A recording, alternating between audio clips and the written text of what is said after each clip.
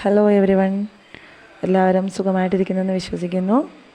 നമ്മൾ ഇന്ന് 9ാം ക്ലാസ്സിൻ്റെ 2ാമത്തെ ചാപ്റ്ററിൻ്റെ സെക്കൻഡ് പാർട്ട് കവർ ചെയ്യുവാണ്. നമ്മൾ കഴിഞ്ഞ ദിവസം ഫസ്റ്റ് പാർട്ട് കവർ ചെയ്തിരുന്നു. കണ്ടിട്ടില്ലാത്തവർ എല്ലാവരും പോയിട്ട് ഫസ്റ്റ് പാർട്ട് കാണുക, സബ്സ്ക്രൈബ് ചെയ്യുക, ഫ്രണ്ട്സിനൊക്കെ അയച്ചു കൊടുക്കുക. ശേഷം സെക്കൻഡ് പാർട്ട് കാണുമ്പോഴാണ് നിങ്ങൾക്ക് കൂടുതൽ കാര്യങ്ങൾ മനസ്സിലാകുന്നത്. നിങ്ങളുടെ അഭിപ്രായങ്ങൾ കമൻറ്റായിട്ട് ഇടാനും മറക്കരുത് കേട്ടോ. അപ്പോൾ നമുക്ക് ക്ലാസ്സിലേക്ക് കയറാം. നമ്മൾ കഴിഞ്ഞ ദിവസം 28ാമത്തെ പേജ് വരെയാണ് പറഞ്ഞു നിർത്തിയത് ഫിസിക്സിൻ്റെ. ഇനി 29ാമത്തെ പേജിലേക്ക് നമ്മൾ കടന്നു കഴിഞ്ഞിട്ടുണ്ടെങ്കിൽ നമുക്ക് ഒരു ഫിഗർ എയും ഫിഗർ ബിയും നമുക്ക് കാണാനായിട്ട് സാധിക്കുന്നുണ്ടല്ലേ. അപ്പോൾ പി ക്യു ആർ വഴി ഒരു ട്രയാങ്കിളിൻ്റെ ഷേപ്പിൽ ഒരാൾ സഞ്ചരിക്കുന്നതും തൊട്ടിപ്പുറത്ത് പി ക്യു എസ് എന്നും പറഞ്ഞ് സ്ട്രെയിറ്റ് ലൈനിൽ സഞ്ചരിക്കുന്നത് നമുക്ക് കാണാനായിട്ട് സാധിക്കുന്നുണ്ട്. അപ്പം എനിക്ക് നിങ്ങളോട് പറയാനുള്ള ആദ്യത്തെ കാര്യം എന്താണെന്ന് വെച്ച് കഴിഞ്ഞാൽ, ഡിസ്പ്ലേസ്മെൻ്റ് എന്ന് പറഞ്ഞ് നമ്മൾ പഠിച്ചത് എന്തായിരുന്നു? ഒരു വസ്തു ഒരു സ്ഥലത്ത് നിന്ന് മറ്റൊരു സ്ഥലത്തേക്ക് മാറിയിട്ടുണ്ടെങ്കിൽ അതിനെയാണ് ഡിസ്പ്ലേസ്മെൻ്റ് എന്ന് പറയുന്നത്. ഓക്കെ, ഇനി ആ ചലിക്കുന്ന ആൾ, ഇപ്പം ഞാൻ ഇവിടുന്ന് ഇപ്പോൾ ഇവിടുന്ന് ഒരു 10 കിലോമീറ്റർ എനിക്ക് സഞ്ചരിക്കണമെന്ന് വിചാരിച്ചു. അപ്പോൾ 10 കിലോമീറ്ററാണ് ഞാൻ സഞ്ചരിക്കാൻ ഉദ്ദേശിക്കുന്ന 2 പോയിൻറ്റുകൾ തമ്മിലുള്ള അകലം. പക്ഷേ എൻ്റെ ഇഷ്ടമല്ലേ ഞാൻ അത് നേരെ ആ 10 കിലോമീറ്ററിൽ എത്തിച്ചേരണോ, അതോ ഞാൻ വട്ടം കറങ്ങി ചുറ്റിത്തിരിഞ്ഞ് ഒരു 10-20 കിലോമീറ്റർ സഞ്ചരിച്ചതിന് ശേഷം ഞാൻ ഉദ്ദേശിച്ച സ്ഥലത്ത് എത്തണമെന്നുള്ളത് ഞാനാണ് തീരുമാനിക്കുന്നത് അല്ലേ. അപ്പം നമുക്ക് ഷോർട്ടായിട്ടുള്ളൊരു വഴിയുണ്ട്, പക്ഷേ ആ ഷോർട്ടായിട്ടുള്ള വഴി പോകുമ്പോഴാണ് നമുക്ക് ഈ 10 കിലോമീറ്റർ. പക്ഷേ എനിക്ക് ആ ഷോർട്ടായിട്ടുള്ള വഴി പോകാൻ താല്പര്യപ്പെടാതെ നമ്മൾ വട്ടം കറങ്ങി മൂക്കെ പിടിക്കാമെന്നൊക്കെ പണ്ടുള്ളവർ പറയുന്നത് കേട്ടിട്ടില്ലേ, എന്ന് പറഞ്ഞ പോലെ ഞാൻ പോവുകയാണെങ്കിൽ എനിക്ക് ഒരുപാട് ദൂരം സഞ്ചരിക്കേണ്ടതായിട്ട് വരും അല്ലേ.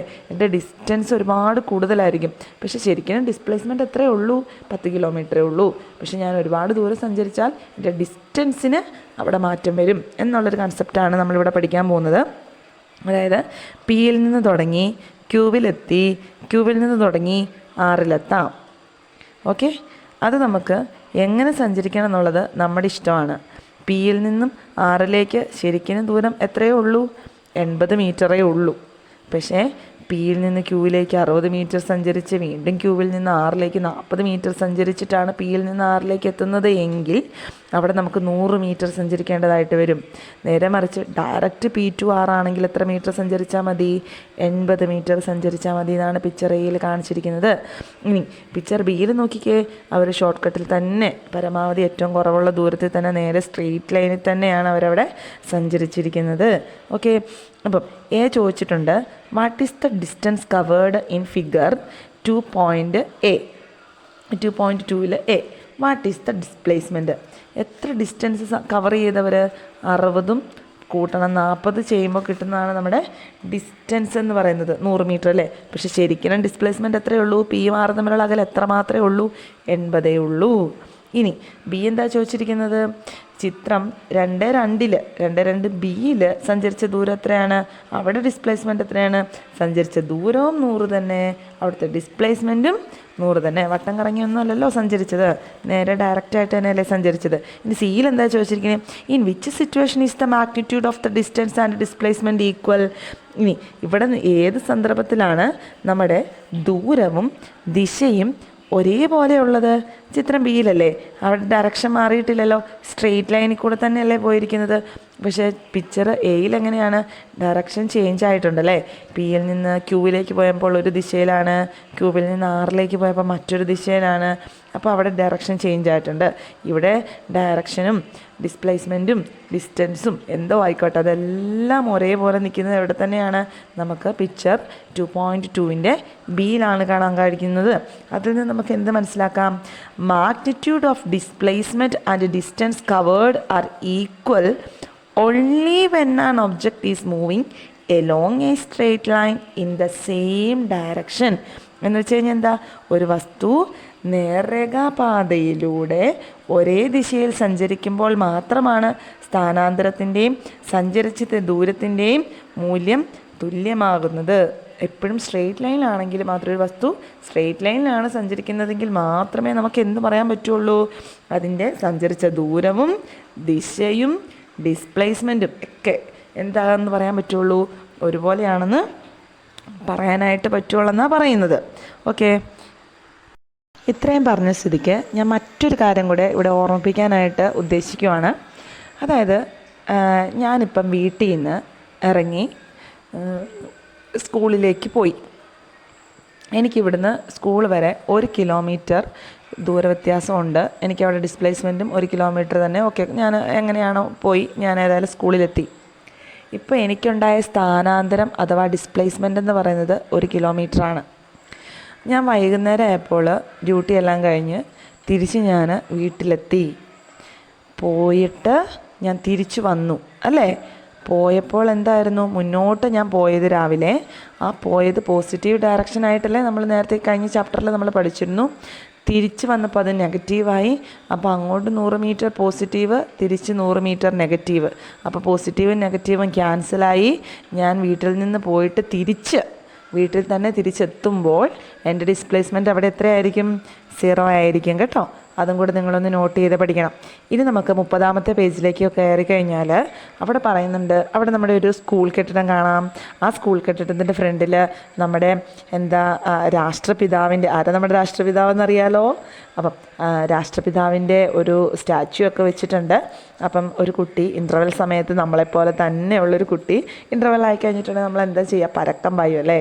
അങ്ങനെ നിങ്ങളെപ്പോലെ അല്ലെങ്കിൽ എന്നെപ്പോലെ ഞാനൊരു കുട്ടിയായിരുന്നപ്പോൾ ഉണ്ടായിരുന്നത് പോലെ തന്നെ ഇതാണ്ട് ഇവിടെ നോക്കിയേ, ഒരു കുട്ടി എന്താ ചെയ്തതെന്നറിയോ? ഇൻ്റർവെല്ലായപ്പം അവൻ്റെ ക്ലാസ് ഏതാണെന്നറിയോ? 9B ആണ് അവൻ്റെ ക്ലാസ്. കണ്ടോ 9B? ആ 9Bയിൽ നിന്ന് കശി ഇറങ്ങി സ്റ്റാഫ് റൂമിൻ്റെ അതിലൂടെ വന്ന് രാഷ്ട്രപിതാവിൻ്റെ പ്രതിമയുടെ അടുത്ത് വന്നിട്ട് തിരിച്ച് സ്കൂളിൻ്റെ ഓഫീസ് കാണുന്നുണ്ടോ നിങ്ങൾ? സ്കൂളിൻ്റെ ഓഫീസിലൂടെ കയറി തിരിച്ച് ക്ലാസ്സിലെത്തി. ഓക്കെ, ആ ഒരു ഇൻ്റർവെൽ ടൈമിൽ ഇങ്ങനെ ഒന്ന് റൗണ്ട് ചെയ്തല്ലേ. അതായത് റൗണ്ട് ചെയ്തിട്ടാണ് ഇവിടെ തിരിച്ച് ക്ലാസ്സിലെത്തിയത്. പോയ പോലെ തിരിച്ചാണോ പോയത്? അല്ല, പോയ വഴിയല്ല തിരിച്ച് പോയത്, റൗണ്ട് ചെയ്താണ് ക്ലാസ്സിലെത്തിയതെന്ന് നിങ്ങൾക്ക് മനസ്സിലാക്കാനായിട്ട് സാധിക്കും. ഇനി നമുക്ക് ചോദിക്കാനുള്ളത്, ആ ടേബിൾ കംപ്ലീറ്റ് ചെയ്യാൻ പറഞ്ഞിട്ടുണ്ടേ. അപ്പം നമുക്കൊന്ന് നോക്കാം, ആ ടേബിൾ കംപ്ലീറ്റ് ചെയ്ത് നോക്കാം. നമുക്ക് ടേബിൾ കംപ്ലീറ്റ് ചെയ്യുന്ന സമയത്ത് ഇവിടെ 1-2 ക്വസ്റ്റ്യൻ ചോദിച്ചിരിക്കുന്ന ടേബിൾ നമുക്ക് നോക്കാം. ടേബിൾ ശ്രദ്ധിക്കുക. 2.3 ചൈൽഡിൻ്റെ പാത്ത്, അതായത് കുട്ടിയുടെ സഞ്ചാരപാത ചോദിച്ചിട്ടുണ്ട്. 2-ാമത്തെ കോളത്തിൽ അതിൻ്റെ ഡിസ്റ്റൻസ് മീറ്ററിൽ ചോദിച്ചിട്ടുണ്ട്. ഡിസ്പ്ലേസ്മെൻറ്റ് മീറ്ററിൽ ചോദിച്ചിട്ടുണ്ട്. അതായത് ദൂരവും സ്ഥാനാന്തരവും കിടപ്പുണ്ട്. അപ്പോൾ എന്താണ് ഇനി നമുക്ക് ചോദിക്കാനുള്ളത്, ആ ടേബിൾ കംപ്ലീറ്റ് ചെയ്യാൻ പറഞ്ഞിട്ടുണ്ടേ. അപ്പം നമുക്കൊന്ന് നോക്കാം, ആ ടേബിൾ കംപ്ലീറ്റ് ചെയ്ത് നോക്കാം. നമുക്ക് ടേബിൾ കംപ്ലീറ്റ് ചെയ്യുന്ന സമയത്ത് ഇവിടെ 1-2 ക്വസ്റ്റ്യൻ ചോദിച്ചിരിക്കുന്ന ടേബിൾ നമുക്ക് നോക്കാം. ടേബിൾ ശ്രദ്ധിക്കുക. 2.3 ചൈൽഡിൻ്റെ പാത്ത്, അതായത് കുട്ടിയുടെ സഞ്ചാരപാത ചോദിച്ചിട്ടുണ്ട്. 2-ാമത്തെ കോളത്തിൽ അതിൻ്റെ ഡിസ്റ്റൻസ് മീറ്ററിൽ ചോദിച്ചിട്ടുണ്ട്. ഡിസ്പ്ലേസ്മെൻറ്റ് മീറ്ററിൽ ചോദിച്ചിട്ടുണ്ട്. അതായത് ദൂരവും സ്ഥാനാന്തരവും കിടപ്പുണ്ട്. അപ്പോൾ എന്താണ് അവിടെ പറഞ്ഞിരിക്കുന്നത്? When the child reaches the corridor in front of the staff room from class 9B. അതായത് 9Bയിൽ നിന്ന് ക്ലാസ്സിൽ നിന്ന് സ്റ്റാഫ് റൂമിൻ്റെ മുന്നിലെത്തിയപ്പോൾ എത്ര ദൂരം സഞ്ചരിച്ചു? 15 മീറ്റർ അല്ലേ. അപ്പോൾ എത്ര സ്ഥാനാന്തരം എവിടെ തന്നെയാണ്? 9Bയിൽ ഉണ്ടായിരുന്നവൻ എവിടെ എത്തിയപ്പം? സ്റ്റാഫ് റൂമിൻ്റെ ഫ്രണ്ടിലെത്തി. അത്രയാണ് അവനുണ്ടായ സ്ഥാനാന്തരം അഥവാ ഡിസ്പ്ലേസ്മെൻറ്റ്. അതും സെയിം 15 മീറ്റർ തന്നെ. ഇനി സെക്കൻഡ് ക്വസ്റ്റ്യൻ നോക്കാം. When the child reaches the garden near the statue of the father of the nation from 9B via the staff room. അതായത് കശി ക്ലാസ് റൂമിൽ നിന്ന് ഇറങ്ങി സ്റ്റാഫ് റൂമിൻ്റെ ഫ്രണ്ടിൽ ചെന്ന് അതിലൂടെ കാണുന്ന വഴിയിലൂടെ സഞ്ചരിച്ച് നമ്മുടെ ഗാന്ധിജി അപ്പൂപ്പൻ്റെ അടുത്തെത്തി. ഗാന്ധിജി അപ്പൂപ്പൻ്റെ അടുത്തെത്തിയപ്പോൾ എത്ര ദൂരം സഞ്ചരിച്ചു എന്നാണ് ചോദിച്ചിരിക്കുന്നത്. അപ്പം 9Bയിൽ നിന്ന് സ്റ്റാഫ് റൂം വരെ 15 മീറ്റർ, അവിടുന്ന് ഗാന്ധിജി അപ്പൂപ്പൻ്റെ അടുത്ത് വരെ 70 മീറ്റർ. അപ്പോൾ 70ഉം 15ഉം 85 മീറ്റർ ദൂരം കശി നടന്നു. പക്ഷെ ശരിക്കും 9Bയും ഗാന്ധിജി അപ്പൂപ്പനും തമ്മിൽ എത്ര ദൂരമേ ഉള്ളൂ? 60 മീറ്റർ അല്ലേ ഉള്ളൂ. അതുകൊണ്ട് അവിടെ ഡിസ്പ്ലേസ്മെൻറ്റ് അഥവാ സ്ഥാനാന്തരം എത്രയേ വരുള്ളൂ? 60 മീറ്ററേ വരുള്ളൂ. ശരിക്കും കുറഞ്ഞ അകലം വേണം നമ്മൾ ഡിസ്പ്ലേസ്മെൻ്റ് ആയിട്ട് കണക്കാക്കാൻ. പക്ഷേ കുട്ടിയുടെ ഇഷ്ടമല്ല ഏത് വഴി സഞ്ചരിക്കണം എന്നുള്ളത്. അവൻ എത്ര ദൂരം വേണേലും സഞ്ചരിച്ചോട്ടെ, അത് നമുക്ക് പ്രശ്നമല്ല. പക്ഷെ നമ്മുടെ ഗാന്ധിജി അപ്പൂപ്പനും സ്കൂളും തമ്മിൽ എത്ര അകലത്തിലായിരിക്കുന്നത്? 60 മീറ്റർ മാത്രമേ ഉള്ളൂ. അപ്പോൾ അത് മാത്രമാണ് നമ്മൾ ഡിസ്പ്ലേസ്മെൻറ്റ് എഴുതാൻ പാടുള്ളൂ. കുറഞ്ഞ അകലം വേണം ഡിസ്പ്ലേസ്മെൻ്റ് ആയിട്ട് എഴുതാനായിട്ട് അഥവാ സ്ഥാനാന്തരമായിട്ട് എഴുതാനായിട്ട്. ഇനി when the child return to class 9B കശി സ്റ്റാഫ് റൂമിൽ കൂടെ ഇറങ്ങി ഗാന്ധിജി അപ്പൂപ്പൻ്റെ അടുത്തൂടെ വന്ന് ഓഫീസ് വഴി തിരിച്ച് ക്ലാസ്സിലെത്തി എന്നാണ് നമ്മളോട് പറഞ്ഞിരിക്കുന്നത്. അപ്പോൾ ടോട്ടൽ എത്ര ഉണ്ടാവും? 15 + 70 പ്ലസ് 80 പ്ലസ് 15 ഇത്ര ആഡ് ചെയ്യുമ്പോൾ നമുക്ക് 180 കിട്ടും. ഓക്കെ, ഡിസ്റ്റൻസ് അതായത് എത്ര ദൂരം സഞ്ചരിച്ചു എന്നുള്ളത് 180 മീറ്റർ സഞ്ചരിച്ചു എന്ന് നമുക്ക് കിട്ടും. പക്ഷേ പോയടുത്ത് തന്നെ തിരിച്ചെത്തിയില്ലേ? അപ്പം എന്തെങ്കിലും ഇപ്പോൾ വ്യത്യാസം ഉണ്ടോ? പോയടുത്ത് തന്നെ തിരിച്ച് വന്നു, ഡിസ്പ്ലേസ്മെൻറ്റ് ഇപ്പോൾ എന്തെങ്കിലും ഉണ്ടോ? ഇല്ല. ഇപ്പോൾ പോയടുത്ത് തന്നെ തിരിച്ച് വന്നാൽ ഡിസ്പ്ലേസ്മെൻറ്റ് അഥവാ നമ്മുടെ സ്ഥാനാന്തരം എന്ന് പറയുന്നത് എത്രമാത്രമായിരിക്കും? 0 ആയിരിക്കും. നിങ്ങൾക്ക് മനസ്സിലായെന്ന് ഞാൻ വിശ്വസിക്കുന്നു. മനസ്സിലായില്ലെങ്കിൽ ഒന്നും കൂടി റിപ്പീറ്റ് കേട്ട് നോക്കട്ടോ. ഇനി നമുക്ക് അടുത്തായിട്ട് നമുക്ക് പഠിക്കാനുള്ള ടോപ്പിക് എന്ന് പറയുന്നത് 30ാമത്തെ പേജിലെ തന്നെ വെലോസിറ്റി എന്താണെന്ന് വളരെ വൃത്തിയായിട്ട് പറഞ്ഞു തരാം, ശ്രദ്ധിച്ച് മനസ്സിലാക്കുക. വെലോസിറ്റി എന്താണെന്ന് വെച്ച് കഴിഞ്ഞാൽ ടെസ്റ്റിലുള്ള കാര്യങ്ങളൊക്കെ അവിടെ നിൽക്കട്ടെ, അല്ലാതെ ഒരൊറ്റ സെൻറ്റൻസിൽ വെലോസിറ്റി എന്താണെന്ന് ഞാൻ ആദ്യം പറഞ്ഞുതരാം, എന്നിട്ട് നമുക്ക് ടെസ്റ്റിലേക്ക് പോകാം. വെലോസിറ്റി എന്താണെന്ന് വെച്ച് കഴിഞ്ഞിട്ടുണ്ടെങ്കിൽ ഒരു സെക്കൻഡിൽ ഒരു വസ്തുവിന് എത്ര ദൂരം സഞ്ചരിക്കാൻ കഴിയും, അതാണ് വെലോസിറ്റി എന്ന് പറയുന്നത്. മനസ്സിലായോ? ഒരു വസ്തുവിന് ഒരു യൂണിറ്റ് സമയത്തിലുണ്ടായ സ്ഥാനാന്തരം എന്നൊക്കെ നമുക്ക് വളരെ ആധികാരികമായിട്ടൊക്കെ പറയാം. അല്ലെങ്കിൽ ഇനിയിപ്പം ഇംഗ്ലീഷിലാണ് പറയുന്നതെങ്കിൽ velocity is the displacement of an object in unit time എന്നൊക്കെ നമ്മൾ പറയും. അതായത് യൂണിറ്റ് ടൈം എന്ന് പറഞ്ഞാൽ പെർ സെക്കൻഡിലാണല്ലോ നമ്മൾ സമയത്തെ കണക്കാക്കുന്നത്. അപ്പം ഒരു സെക്കൻഡിൽ ഒരു വസ്തുവിന് എത്ര മീറ്റർ സഞ്ചരിക്കാൻ കഴിയുന്നുണ്ട്, അതാണ് അതിൻ്റെ വെലോസിറ്റി എന്ന് നമുക്ക് ഏകദേശം ഒന്ന് മനസ്സിലാക്കി വെക്കാം. ഇനി നമുക്ക് തിരിച്ച് ടെസ്റ്റിലേക്ക് വന്നു കഴിഞ്ഞാൽ 30ാമത്തെ പേജ് ഒന്ന് ചെക്ക് ചെയ്തേ നിങ്ങൾ. എന്താ അവിടെ കാണിക്കുന്നത്? ഒരു കുട്ടി ഇതേപോലെ തന്നെ സഞ്ചരിച്ചിട്ടുണ്ടല്ലേ. ഒരു കുട്ടിയുടെ സഞ്ചാരപാതയാണ് അവിടെ നമുക്ക് ചിത്രീകരണമായിട്ട് തന്നിരിക്കുന്നത്. BQPQR എന്ന് പറഞ്ഞിട്ടാണ് കിടക്കുന്നത്. പിയിൽ നിന്ന് Q വഴി ആറിലേക്ക് ഒരു കുട്ടി സഞ്ചരിക്കുന്നു എന്നാണ് പറഞ്ഞിരിക്കുന്നത്. അപ്പോൾ പിയിൽ നിന്ന് ക്യൂവിലേക്ക് പോകാൻ എത്ര മീറ്റർ എടുത്തു? 40 മീറ്റർ. അത് പോകാൻ എത്ര സമയം കൊണ്ടാണ് കുട്ടി പോയിരിക്കുന്നത്? 8 സെക്കൻഡ് കൊണ്ട്. ഓക്കെ, ഇനി ക്യൂവിൽ നിന്ന് ആറിലേക്കോ 50 മീറ്റർ സഞ്ചരിച്ചു, അതിനെത്ര സമയം എടുത്തു? 10 സെക്കൻഡ്. ഇത്രയും കാര്യങ്ങൾ മനസ്സിലായോ? അപ്പം നമ്മളോട് ചോദിച്ചിരിക്കുന്ന ആദ്യത്തെ ക്വസ്റ്റ്യൻ എന്താണെന്ന് നമുക്ക് നോക്കാം. അപ്പം മൊത്തം പിയിൽ നിന്ന് Q വഴി ആറിലെത്താൻ വേണ്ടിയിട്ട് എടുത്ത സമയമെന്ന് പറയുന്നത് 10ഉം 8ഉം കൂടിയിട്ടുള്ള 18 സെക്കൻഡാണ്. ഇനി നമുക്കൊന്ന് നോക്കാം. പിയിൽ നിന്ന് Q വഴി R എന്ന സ്ഥലത്തെത്താൻ കുട്ടി സഞ്ചരിച്ച ആകെ ദൂരം ചോദിച്ചിട്ടുണ്ട്. അപ്പോൾ നമ്മൾ എന്ത് ചെയ്യണം? 40ഉം 50ഉം കൂടെ കൂട്ടി 90 എന്ന് എഴുതണം. രണ്ടാമത്തെ ക്വസ്റ്റ്യൻ എന്താ ചോദിച്ചിരിക്കുന്നത്? What is the speed of the child when child travels from A P to R through Q. പിയിലൂടെ Q വഴി ആറിലെത്താൻ കുട്ടിക്ക് എത്ര സ്പീഡിൽ സഞ്ചരിക്കേണ്ടതായിട്ട് വന്നു എന്നുള്ളതാണ് ചോദിച്ചിരിക്കുന്നത്. കുട്ടിയുടെ വേഗം എത്ര, അത് കണ്ടെത്താൻ എന്താ നമ്മൾ ചെയ്യേണ്ടത്?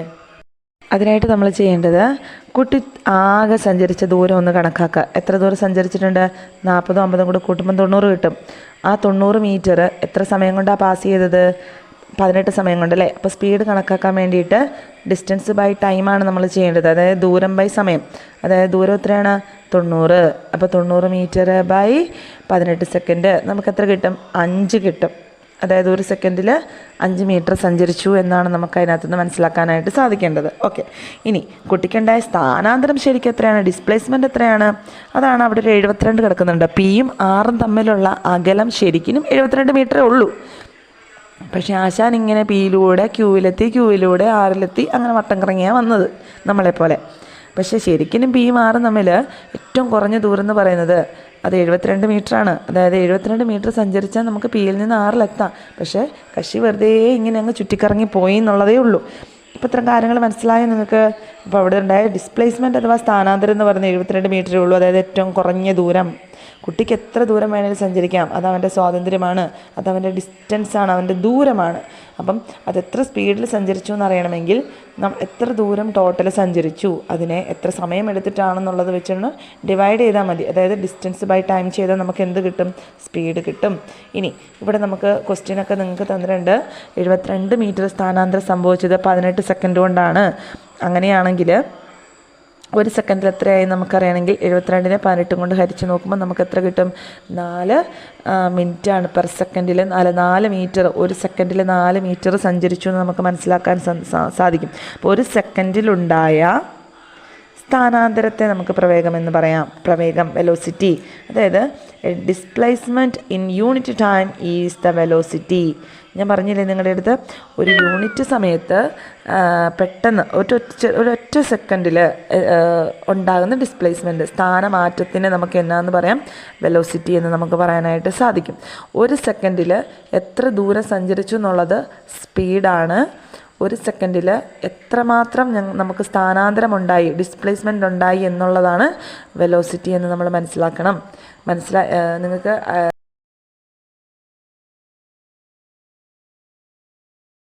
കിട്ടും. ഇനി ഇവിടെ നമുക്ക് ക്വസ്റ്റ്യനൊക്കെ നിങ്ങൾക്ക് തന്നിട്ടുണ്ട്. 72 മീറ്റർ സ്ഥാനാന്തരം സംഭവിച്ചത് 18 സെക്കൻഡ് കൊണ്ടാണ്. അങ്ങനെയാണെങ്കിൽ ഒരു സെക്കൻഡിൽ എത്രയായി നമുക്കറിയണമെങ്കിൽ 72നെ 18 കൊണ്ട് ഹരിച്ച് നോക്കുമ്പോൾ നമുക്ക് എത്ര കിട്ടും? 4 മിനിറ്റാണ് പെർ സെക്കൻഡിൽ. 4 മീറ്റർ, ഒരു സെക്കൻഡിൽ 4 മീറ്റർ സഞ്ചരിച്ചു എന്ന് നമുക്ക് മനസ്സിലാക്കാൻ സാധിക്കും. അപ്പോൾ ഒരു സെക്കൻഡിലുണ്ടായ സ്ഥാനാന്തരത്തെ നമുക്ക് പ്രവേഗം എന്ന് പറയാം. പ്രവേഗം, വെലോസിറ്റി. അതായത് displacement in unit time is the velocity. ഞാൻ പറഞ്ഞില്ലേ നിങ്ങളുടെ അടുത്ത് ഒരു യൂണിറ്റ് സമയത്ത് പെട്ടെന്ന് ഒരൊറ്റ സെക്കൻഡിൽ ഉണ്ടാകുന്ന ഡിസ്പ്ലേസ്മെൻറ്റ്, സ്ഥാനമാറ്റത്തിന് നമുക്ക് എന്നാന്ന് പറയാം, വെലോസിറ്റി എന്ന് നമുക്ക് പറയാനായിട്ട് സാധിക്കും. ഒരു സെക്കൻഡിൽ എത്ര ദൂരം സഞ്ചരിച്ചു എന്നുള്ളത് സ്പീഡാണ്. ഒരു സെക്കൻഡിൽ എത്രമാത്രം നമുക്ക് സ്ഥാനാന്തരം ഉണ്ടായി, ഡിസ്പ്ലേസ്മെൻ്റ് ഉണ്ടായി എന്നുള്ളതാണ് വെലോസിറ്റി എന്ന് നമ്മൾ മനസ്സിലാക്കണം. നിങ്ങൾക്ക് എന്തെങ്കിലും കൺഫ്യൂഷൻ വരുന്നുണ്ടെങ്കിൽ നിങ്ങളൊന്ന് പുറകോട്ടൊന്ന് പോയിട്ട് കേട്ടിട്ട് തിരിച്ചു വരാനായിട്ട് ശ്രമിക്കുക. ഇനി നമുക്ക് അപ്പം ഇതിൻ്റെ ദിശ എങ്ങനെയാണെന്ന് നമ്മളോട് ചോദിച്ചിട്ടുണ്ട്. ഈ കുട്ടിയുടെ സഞ്ചാരത്തിൻ്റെ ദിശ ചോദിച്ചിട്ടുണ്ട്. ടെസ്റ്റ് തന്നെ കിടപ്പുണ്ട്. What is the direction? ദിശ ഏത് ദിശയിലാണ് സഞ്ചരിച്ചത്? പിയിൽ നിന്ന് ആറിലോട്ടാണോ, ആറിൽ നിന്ന് പിയിലോട്ടാണോ, PQR ആണോ, എങ്ങനെ സഞ്ചരിച്ചത്? നമുക്ക് ആരോ മാർക്ക് നോക്കുക. ആരോ മാർക്ക് നോക്കിയേ, ചിത്രം 2, 4ൻ്റെ ആരോ മാർക്ക് നോക്കിയേ. പിയിൽ നിന്ന് ക്യൂവിലെത്തി, ക്യൂ വഴി ആറിലെത്തി. അതാണ് ശരിക്കും ഡിറക്ഷൻ വരുന്നത് കേട്ടോ.